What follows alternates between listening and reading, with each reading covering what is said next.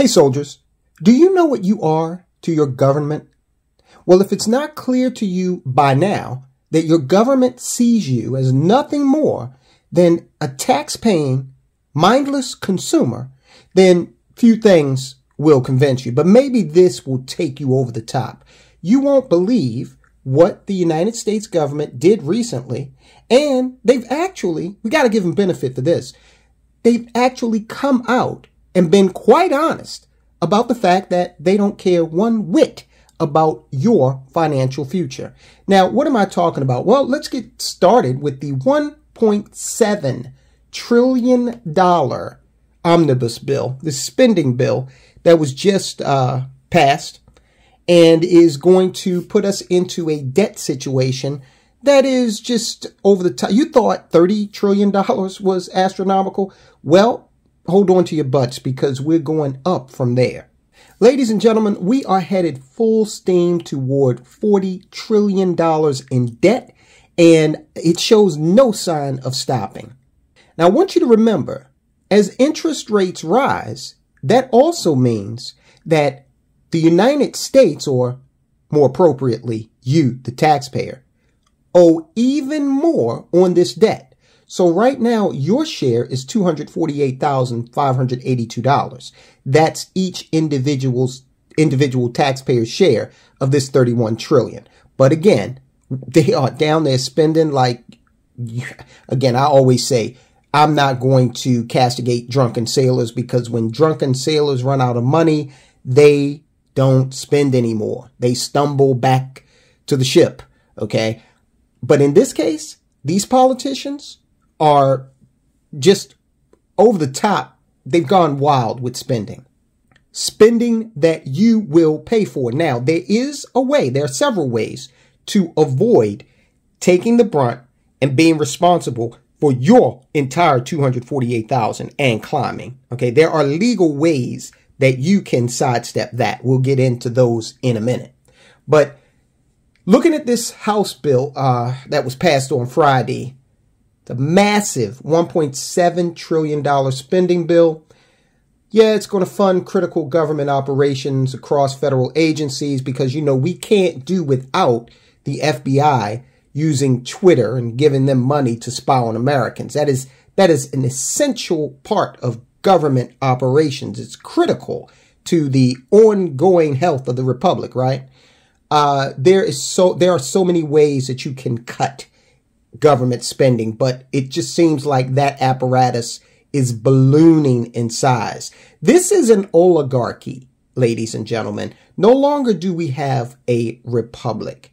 The republic is dead. Now, if you want to know what an oligarchy is, George Carlin did a wonderful explanation of that. They want obedient workers, people who are just smart enough to run the machine and do the paperwork, and just dumb enough to passively accept all these increasingly shittier jobs with the lower pay, the longer hours, the reduced benefits, the end of overtime, and vanishing pensions that disappear the minute you go to collect it.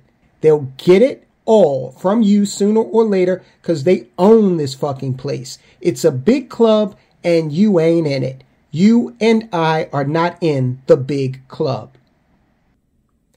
It's a club. We're not in it. Okay. It's a small group of people, Democrat and Republican. Okay. Don't get me wrong. These Republicans are no white knights that are coming to save the United States economic system, infrastructure. No, they are in there in the dining room with the Democrats as the Titanic sinks. They are grabbing up all of the silverware and valuables that they can and heading for the nearest lifeboat. That is what's going on here. So the bill is, you know, there's no doubt about it. This thing's going into effect. And they scared the hell out of everybody as they usually do. Oh, government's going to shut down if we don't pay for this. If we've got to pass the bill. Wouldn't it be nice if government shut down for a little while?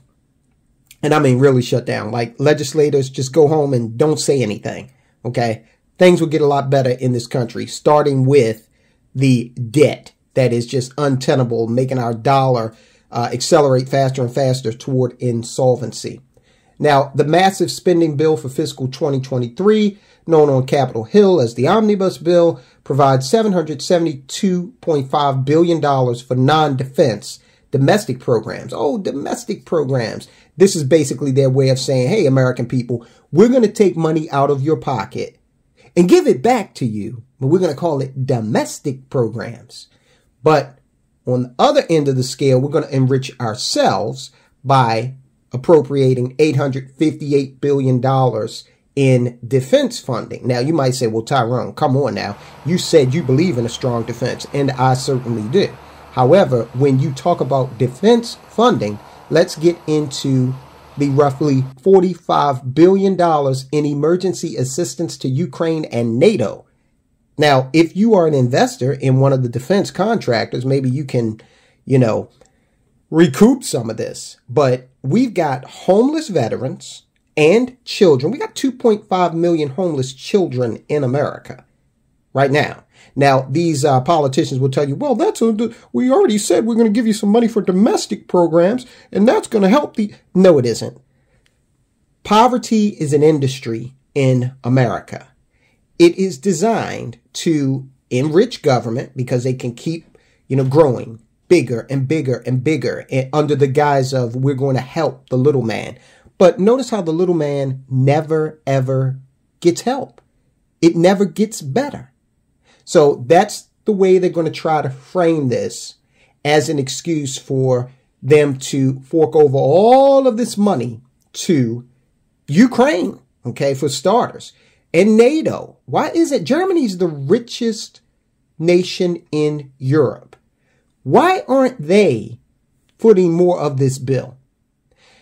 Another question that we have to ask ourselves is, well, what are our politicians doing about that? A lot of people still believe that the Republicans are the saviors and they're going to bring sanity back into, the equation and help all of us out. But remember, the Republicans are part of the oligarchy as well.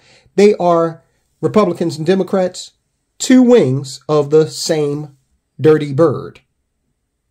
Now, as proof of that, let's just look at what Mitch McConnell said here recently. This is a quote, providing assistance for Ukrainians to defeat the Russians is the #1 priority for the United States right now, according to most Republicans. That's how we see the challenges confronting the country at the moment, unquote. So not inflation, all right, not the situation at the border, which is hurting America and the people who are coming here in droves, right? They're being hurt as well because they're being sold a bill of goods, which is what America likes to do in terms of marketing and exporting its culture, selling you a bill of goods, making you believe that the streets are paved with gold. And then when you get here, it's a totally different situation. All right. So the priority for Mitch McConnell, as he just said, is not bringing down inflation and helping Americans to decrease the gap between their wages and prices at the pump or prices at the grocery store. That's not a priority. That's certainly not #1. And also, all of the other issues that are going on here in America, I mentioned homeless children, for example, not a priority, not #1 at least. Now you are paying for all of this. Okay. That money that's getting up and leaving and going over to Volodymyr Zelensky, who just spoke before the U.S. Congress with a sweatshirt on. He's getting billions and billions of dollars. Guy's got 3 yachts, living like a king, and he doesn't even have the respect for the American people to come over here and put on a suit and tie and speak before our legislative so-called representative body. And while he was there, he asked for another $45 billion. Where's the audit of what's going on with this money? Do we not know whether he is siphoning off some of this? After all, the United States of America has said that Ukraine is the most corrupt country in the world. And just think about it. The United States, in the form of the IRS, they want to know about every $600 transaction that you're out there making, right? But there's no accountability for the tens of billions of dollars that are going to, again, what the U.S. State Department has labeled as the most corrupt country on the planet. This is, again, guys, you have to understand this is an oligarchy. So what do you do? What can you possibly do about this? Well, the good part is that there are still provisions within the tax code that apply to all Americans, whether they be wealthy Americans, middle-class Americans, and even Americans at or below the poverty line.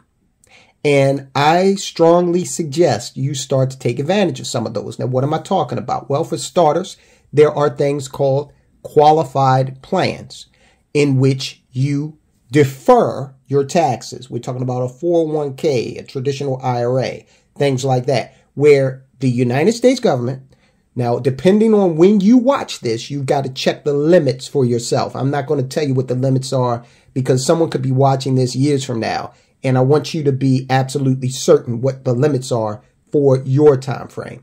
But I'll just give you an example. Again, repeat, this is an example.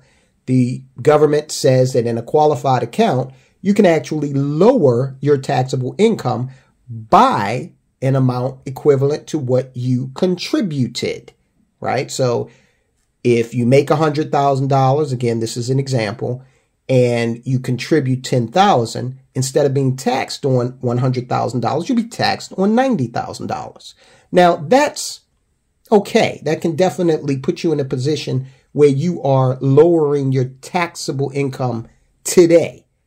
However, they are going to want to get that taxed once you start to take distributions from those plans, optimally at age 59 and a half, because if you do it before then, you're going to owe penalties and taxes. So, you know, it's not really liquid until you get to 59 and a half. Keep that in mind. However, what we've got to do is think about the fact that if they're spending money like this, okay, 1.7 trillion, we're already over 31 trillion in debt.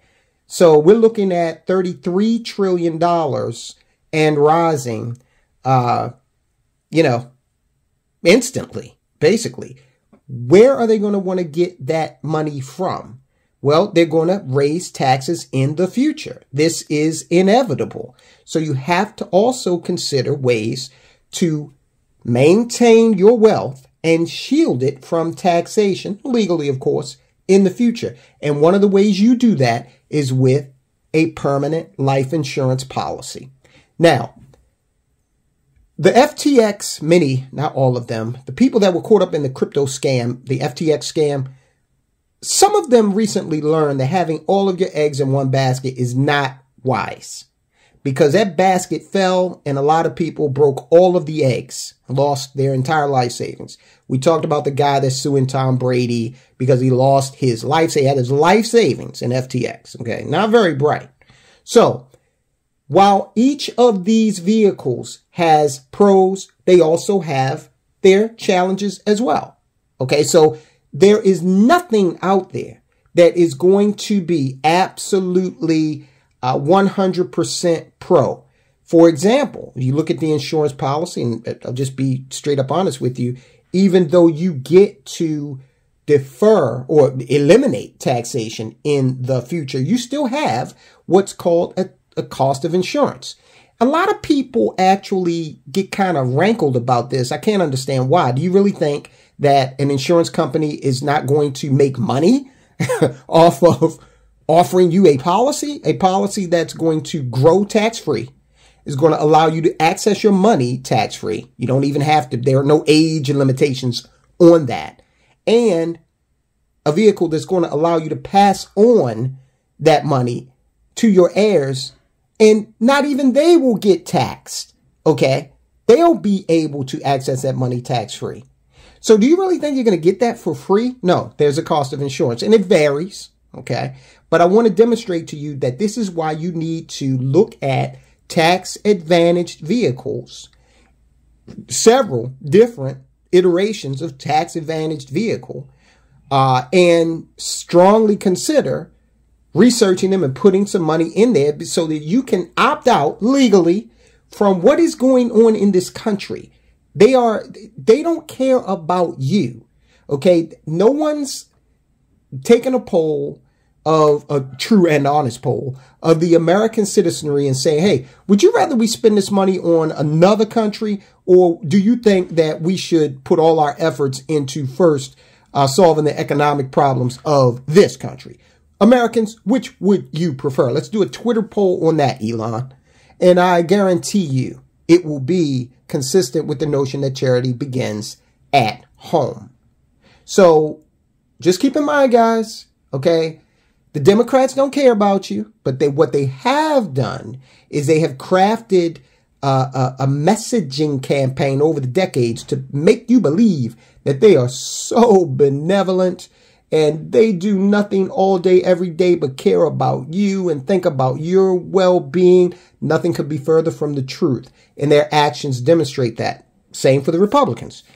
These people will make you believe, or they want you to believe, that, oh, well, we care about the Constitution and the country and, you know, standing up for the American citizen. And then you have the leader of the Republicans in the Senate boldly and publicly state, this isn't something that they overheard him say at a cocktail party or somebody picked up, you know, a voicemail that he had recorded it surreptitiously. No, this is something that he stood at a podium with television cameras and microphones in front of him. And he said, again, providing assistance for Ukrainians to defeat the Russians is the #1 priority for the United States right now, according to most Republicans. That's how we see the challenges confronting the country at the moment. That is a quote from Mitch McConnell, okay, head honcho in the Republicans. Mitch McConnell's a very wealthy man. He doesn't care what the price is at the grocery store. He's got all kinds of lawyers and accountants and whatnot that are protecting him and his wife, Elaine Chao, in their empire, or their public service empire, from, you know, tax liabilities any and every which way they can. He is an oligarch. They use that term oligarch to demonize the structure of other countries, but we have that right here, right now. So understand that, and understand also that there is no rescue coming. You are on your own. You have to use the tax code, what's in it, what's available to you, in order to build and maintain wealth, because things are going to get a lot darker. I'm going to say this last thing now. I think a lot of you know that one of the parts of my business is that we handle some Medicare accounts. And I'm going to tell you, the seniors are out there struggling. They're struggling. Their medication costs are skyrocketing. Healthcare costs are skyrocketing. Food costs, of course, are skyrocketing. These people need help. But for Mitch McConnell and the Republicans in the Senate, and the Democrats too, not a priority. Guys, I want you to take a look at this video. It's extremely important you watch this, because it goes into further demonstrating how this government does not care about you, driving home the point that you're on your own. The American employment situation, it has been totally fabricated by the highest levels of government, and we have absolute proof of that. Watch this video, learn more, and guys, I'll talk to you soon.